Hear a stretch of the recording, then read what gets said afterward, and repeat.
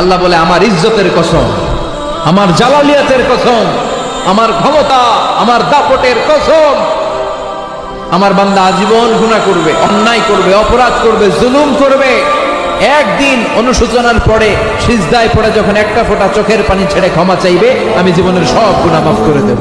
কিয়ামতের দিন সর্বপ্রথম হিসেব নেওয়া হবে নামাজের।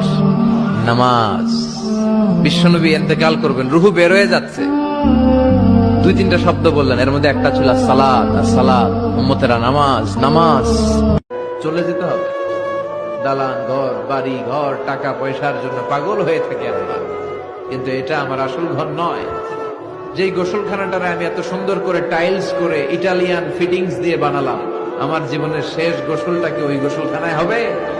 কথা বলে, যেখানে লাশ ধোয়ায় ওইখানে আমার গোসল হবে। এগুলো আমরা ভাবতে চাই না। কবরের জীবনটা আসল জীবন।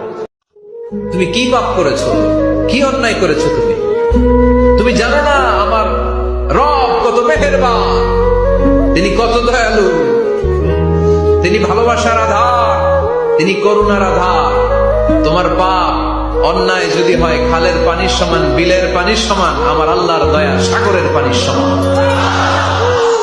তোমার পাপ আর অন্যায় যদি হয় পাহাড়ের সমান, আমার আল্লাহর ভালোবাসার দয়া হচ্ছে আকাশের সমান।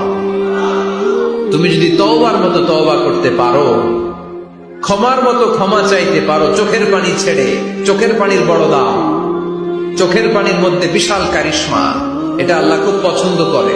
দুই ফোঁটা পানি আল্লাহ পছন্দ করে। এক, জেহাদের ময়দানে শহীদের গা বেয়ে ঝরে পড়া রক্তের ফোঁটা। দুই হচ্ছে অনুতপ্ত বান্দার চোখের পানির ফোঁটা।